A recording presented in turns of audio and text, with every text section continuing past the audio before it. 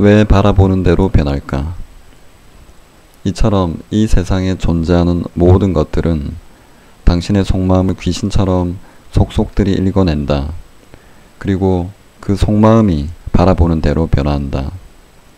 몸이건 물이건 밥이건 쇠붙이건 가릴 것 없이 말이다. 그렇다면 이런 현상은 도대체 왜 일어나는 걸까? 이런 원초적인 질문을 던져보자. 만물은 뭐로 만들어져 있는가? 몸을 쪼개고 쪼개서 더 이상 쪼갤 수 없을 때까지 쪼개면 미립자가 나온다. 밥을 쪼개고 쪼개서 더 이상 쪼갤 수 없을 때까지 쪼개면 역시 미립자가 나온다.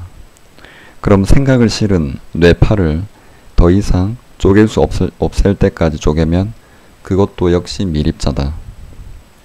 눈에 보이는 것이든 안 보이는 것이든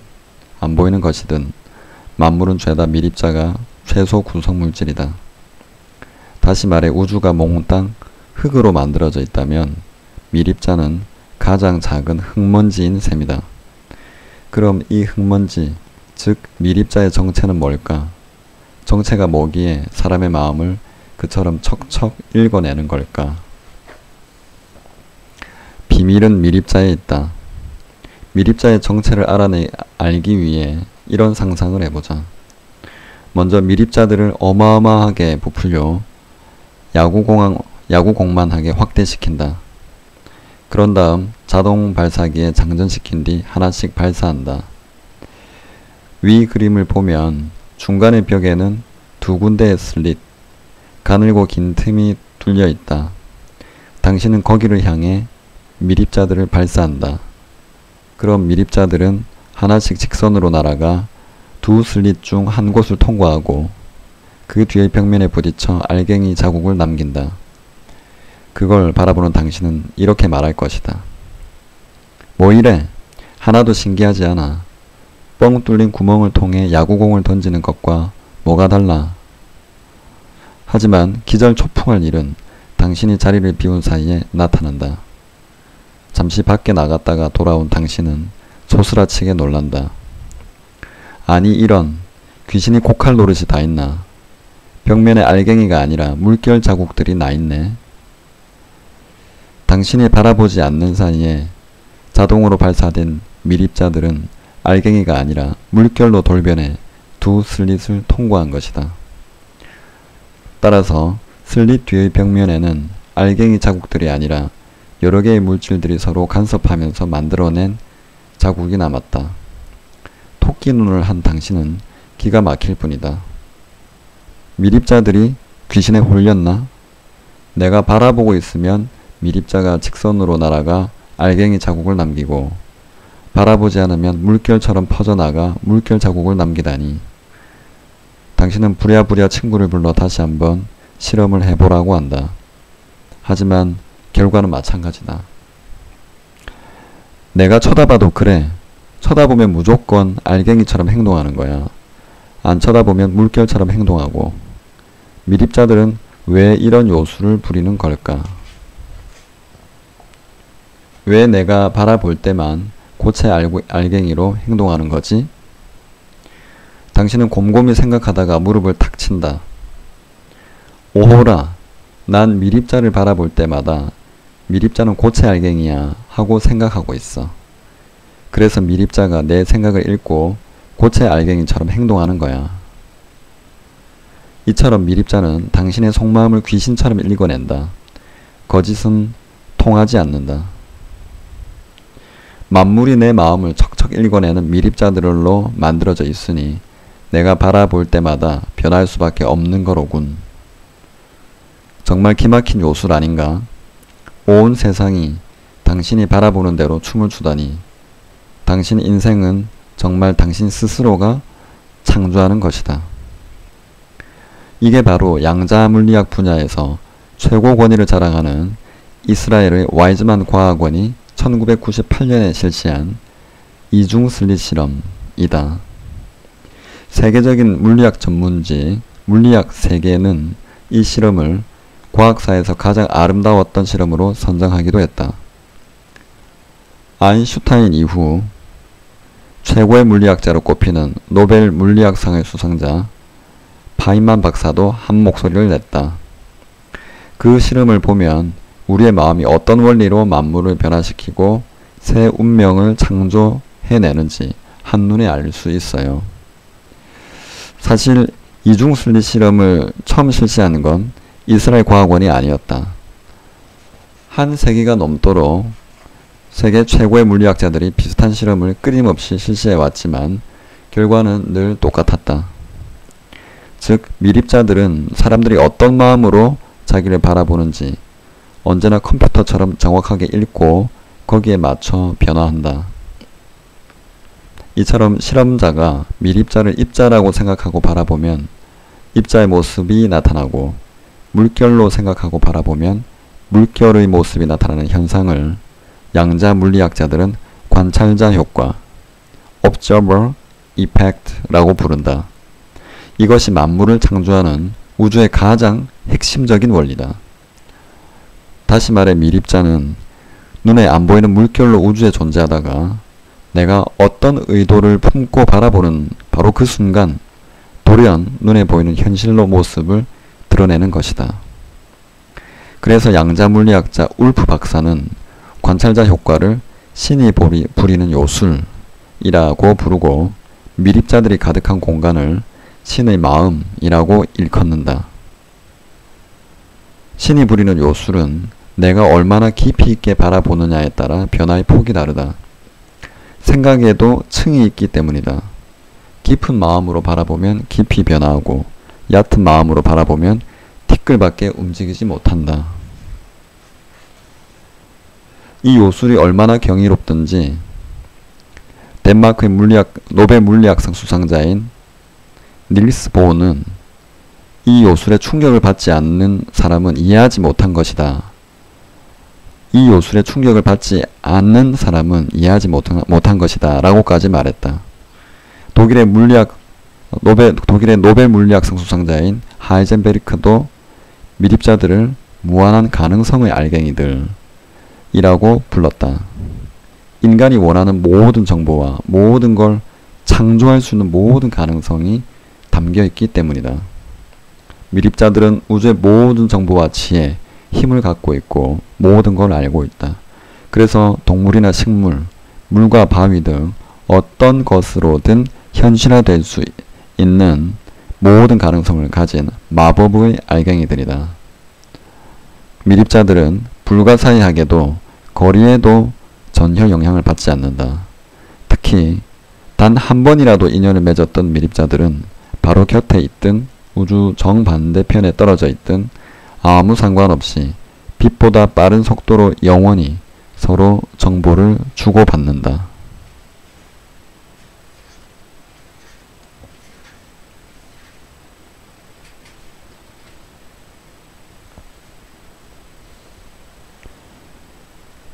마음속의 수다를 잠재워라.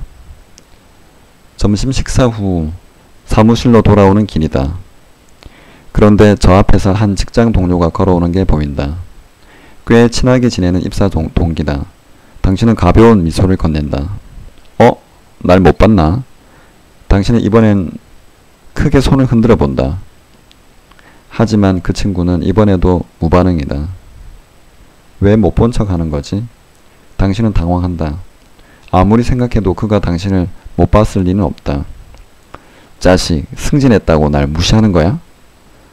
가만히 생각해보니 그가 저번에 마주쳤을 때 시큰둥해 보였던 것도 결코 우연이 아닌 것 같다는 의심이 든다. 좀 더 깊이 생각해보니 그는 아예 처음 만났을 때부터 믿을 만한 친구가 아니었다는 생각도 퍼뜩 떠오른다.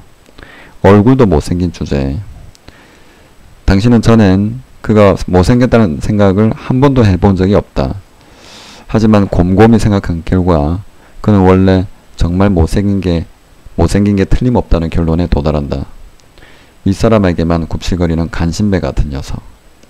그가 간신배 같다는 것도 역시 오늘 새삼 깨닫게 된 생각이다. 씩씩거리던 당신은 오늘 문득 자신을 돌아보게 된다. 근데 난 왜 이 모양 이 꼴이지? 난 왜 승진도 못하고 인정도 못 받는 거지? 당신은 갑자기 초라해진다. 그리고 회사와 관련된 모든 게 다 싫어진다. 승진 인사를 그처럼 개판으로 하다니. 회사 사람들은 죄다 정의감이라곤 티끌만큼도 없는 파렴치한 인간들 같고, 출세를 위해서는 간이고 쓸개고 서슴없이 몽땅 빼내줄 듯 행사하는 간신배들 같다.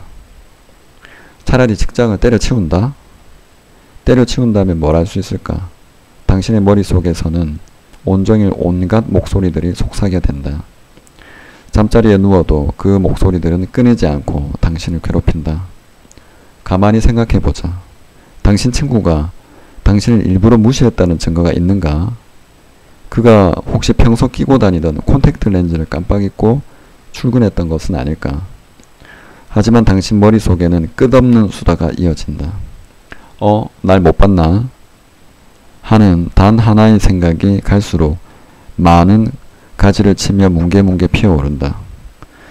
친구를 전면 부정하는 생각으로 부풀어 올랐다가 곧 그 생각은 사라지고 대신 당신 자신을 불신하는 생각이 피어오른다. 잠시 후 이번엔 그 생각이 사라지고 직장을 때려치울까 하는 생각이 몽실몽실 솟아오른다. 이렇게 수다가 많아질수록 당신의 머릿속은 그만큼 혼란해진다. 당신의 의지와는 상관없이 피어오르는 수다이다. 잠들고 싶어도 멈추지 않는다. 이렇게 피어오르는 생각들을 킨슬로우 박사는 위와 같은 그림으로 설명한다. 우리의 의식의 표면은 이처럼 늘 생각으로 뒤덮여 있다. 가만히 생각해보라. 이제까지 살면서 단 한 번이라도 생각이 멈춘 적이 있는가? 아마 없을 것이다. 한 가지 생각이 사라지면 곧바로 다른 생각이 꼬리를 물고 이어진다. 심지어 꿈속에서도 끊임없이 생각한다. 이처럼 생각의 바다에 빠져 살아가다 보니 우리는 생각은 곧 나라고 착각한다. 그래서 누가 내 생각을 비난하면 대뜸 너 왜 날 공격하는 거야? 하고 눈을 치켜뜬다. 자신의 생각을 지키기 위해 목숨까지 내걸기도 한다. 하지만 생각은 정말 나인가? 위 그림을 다시 보라. 생각은 무에서 티끌만하게 싹이 튼다. 점점 뭉게뭉게 버섯구름처럼 피어올라 의식의 표면을 완전히 덮어버린다. 주로 언어로 하는 얕은 생각이다. 심리학자 워런에 따르면 보통 사람들은 1분에 평균 최고 1300단어로 혼자서 수다를 떤다고 한다. 이런 생각은 피상적이며 선명한 이미지를 남기지 못한다. 반면 생각이 깊어질수록 마음속에 잔 목소리들은 잦아들고 마음은 맑아진다. 그러면서 선명한 이미지가 형성된다. 예를 들어 당신이 너무나 재미난 소설을 읽는다고 가정해보자. 당신의 눈은 깨알같은 글자들을 훑고 있지만 머릿속은 글자들이 묘사해내는 생생한 이미지들로 가득 채워진다. 이미지는 한계가 없다. 상상대로 퍼져나간다. 그 이미지들은 10년이 지나도 20년이 지나도 좀처럼 잊히지 않는다. 반면 당신이 시험 공부를 위해 지루한 교과서를 달달 외우고 있다면 생생한 이미지들이 선명하게 그려지기는커녕 온통 깨알같은 글자들만 두뇌 속에서 맴돌 따릅니다. 그 글자들은 시험만 끝나면 기억에서 금방 사라진다. 이처럼 생각이 깊고 선명해야 형성되는 이미지도 선명하다. 거꾸로 이미지가 선명해지면 생각도 선명해진다. 세계적인 천재들이 한결같이 난 말이 아니라 그림으로 생각한다고 말하는 것도 그런 이유다. 심지어 물리학자인 파인만조차도 난 복잡한 문제를 풀 때 큰 그림부터 그린다. 수학적 계산은 나중에 한다 라고 말했다. 만물을 구성하는 미립자들도 의식의 표면에서 겉도는 얕은 생각이 아니라 의식 저 밑바닥에 그려지는 깊고 선명한 이미지를 읽고 변화한다. 우리가 깊이 생각해 바라볼수록 선명한 이미지를 그려 바라볼수록 그만큼 깊은 변화가 일어나는 게 당연하다. 반면 얕은 생각은 티끌밖에 움직이지 못한다.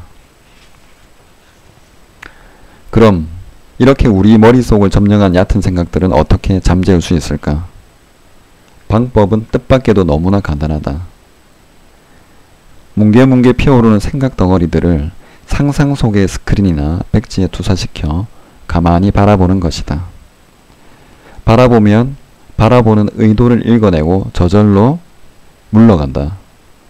하지만 곧 또 다른 생각이 피어오른다. 그럼 또 바라보라. 또 사라진다. 이렇게 몇 번 되풀이하다가 이번엔 이런 질문을 속으로 되뇌어 보라. 다음 생각은 어디에서 나올까? 고요한 마음으로 다음 생각이 피어오르는 걸 기다려보라. 1초, 2초, 3초. 이렇게 몇 초가 흘러가도 아무 생각도 피어오르지 않는다. 텅 빈 공간만 보일 뿐이다. 신기한 일 아닌가? 억누르려 들면 기승을 부리며 더욱 피어오려던 생각이 어서 나오게 기다리며 지켜보면 청개구리처럼 오히려 냉큼 나오지 않는다. 이게 생각의 속성이다. 어린아이도 울지 말라며 억누르며 들면 되레 더욱 발악을 해대지 않는가. 생각 덩어리도 지능을 갖고 있다는 사실을 상기하라.